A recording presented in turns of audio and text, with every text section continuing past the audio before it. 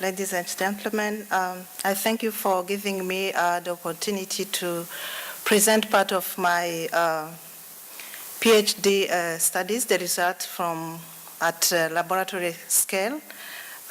Actually, the topic for my PhD studies, it's about the adsorptive removal of heavy metals from groundwater, contaminated groundwater. But this time, I'm going to present only the effect of phosphate on chromium removal if phosphate is present together with chromium at the same time. And for this, we use two different adsorbents. One is iron oxide coated sand, which is a waste from water treatment plant in the Netherlands.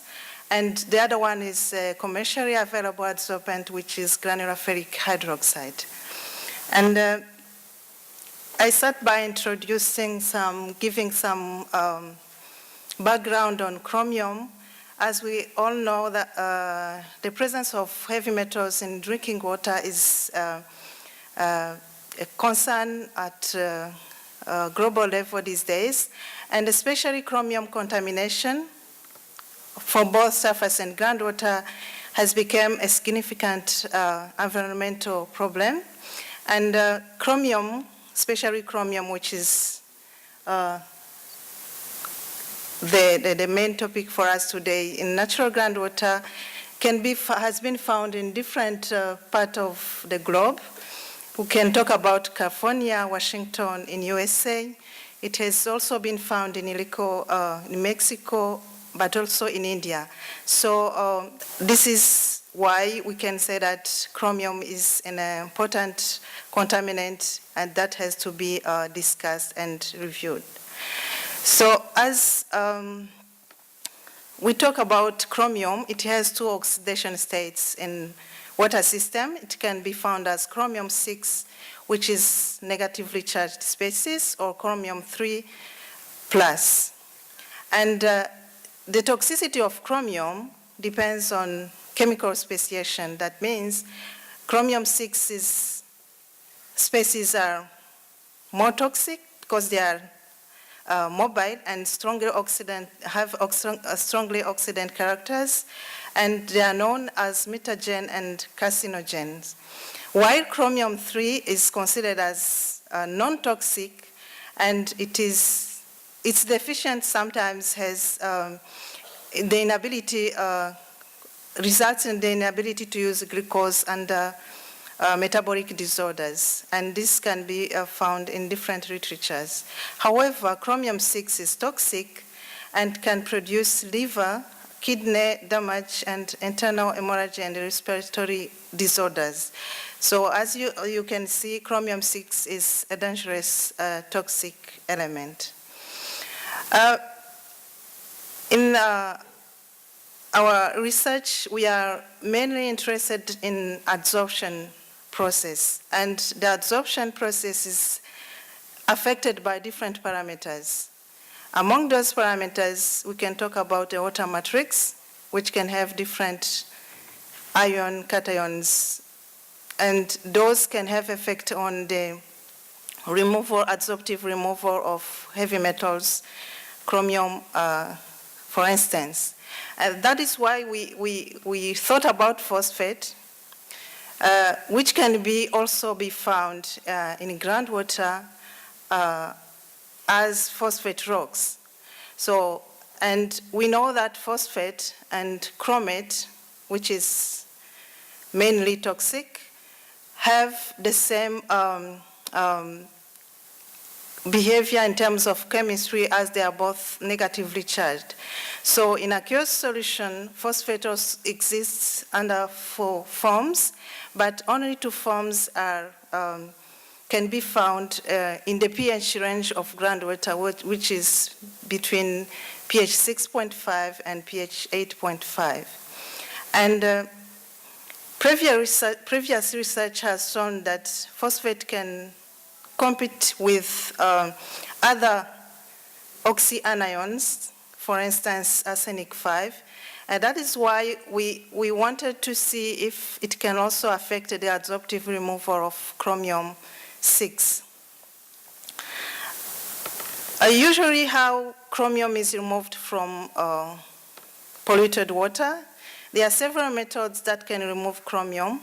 We can talk about reduction, precipitation, separation, including electrocoagulation, adsorption, which is our main interest in this research. We can also talk about ion exchange, solvent extraction, nanofiltration, and reverse osmosis.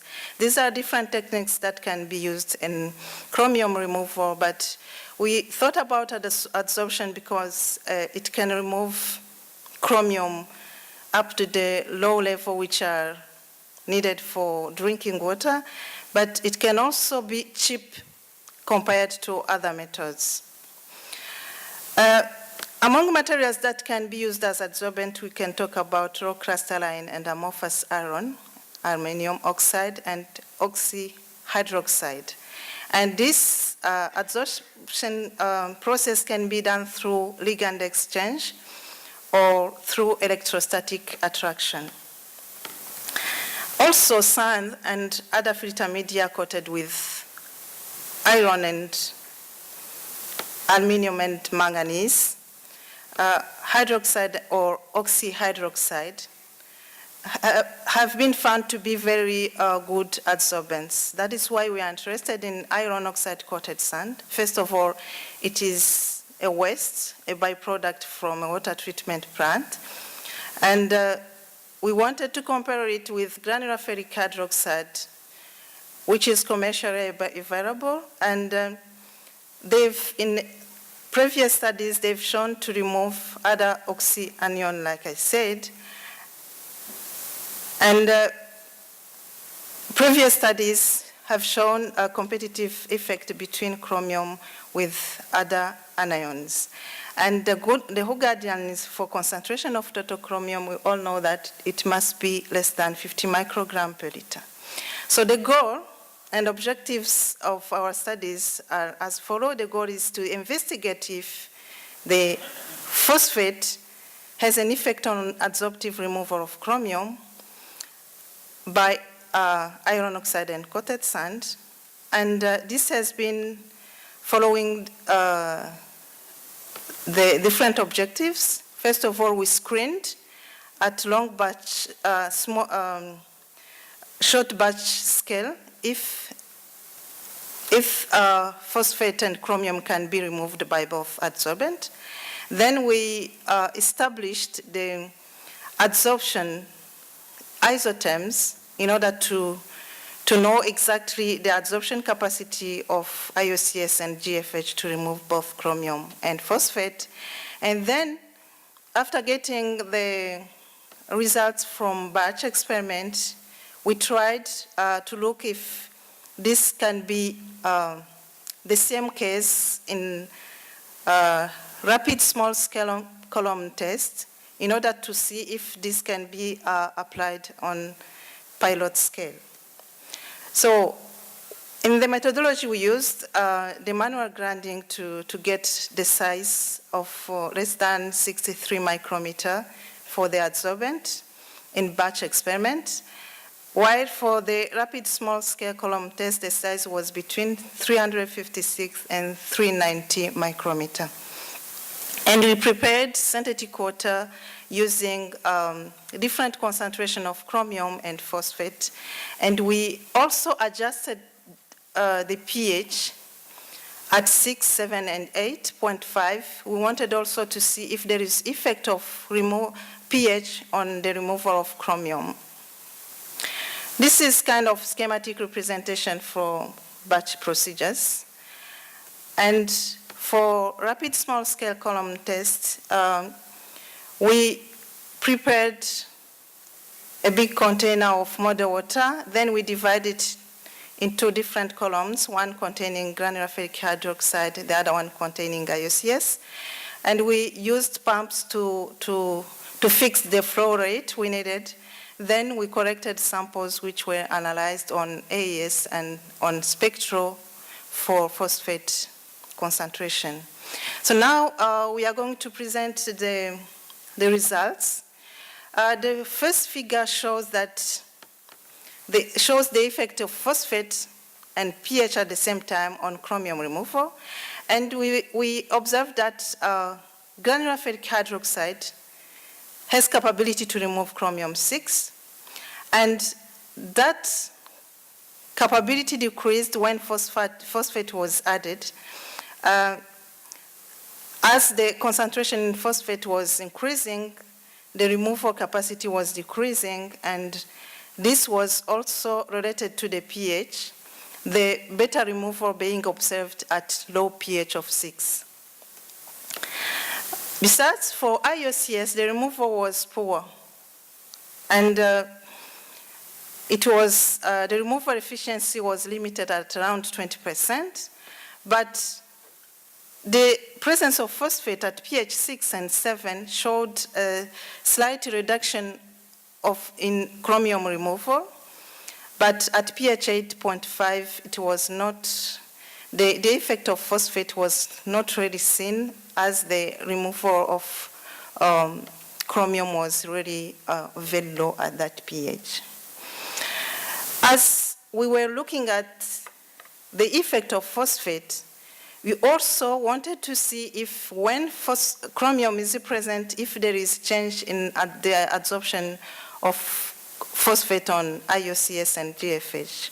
And this shows us GFH can also remove phosphate, and similar to chromium-6, GFH is more effective than IOCS in removing phosphate.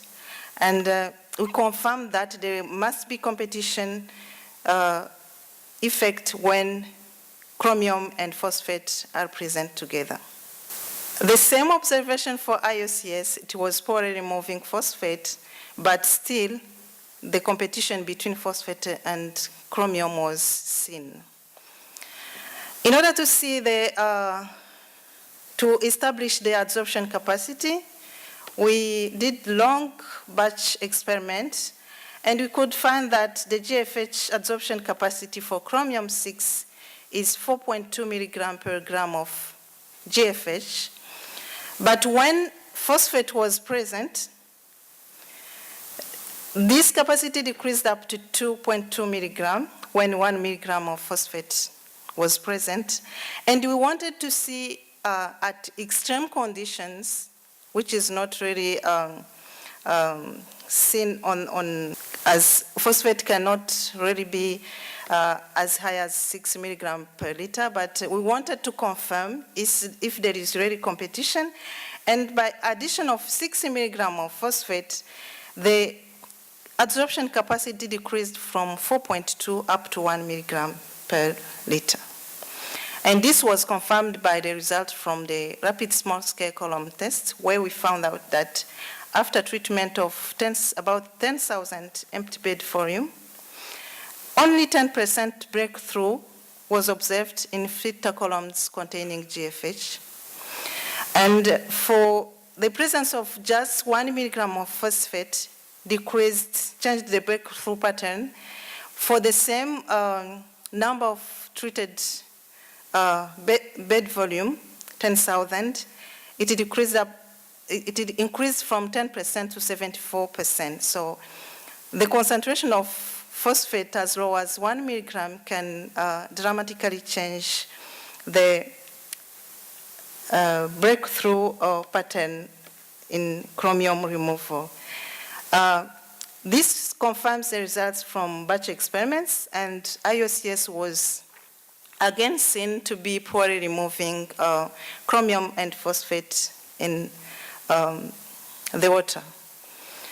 We also checked if phosphate was being removed in rapid small-scale column tests. It was confirmed, and GFH showed better removal of phosphate. So we tried to understand because we know that IOCS and GFH are both iron oxides, but GFH was removing chromium and phosphate better than IOCS. Then we tried to look in the literature, and we found out that the adsorption of chromium-6 by GFH and IOCS, normally it has to be through combination of electrostatic and ligand exchange. And the removal of phosphate is a direct and ionic interaction between one or two negatively charged oxygen ion with the ferric ions. And the ligands that can be formed can be monodentate, bidentate, binuclear, and bidentate mononuclear complexes. And we also found out that in the literature that chromium-6 are weakly adsorbed on the surface or form the out-sphere complexes. That may explain why chromium-6 was less adsorbed on IOCS surfaces.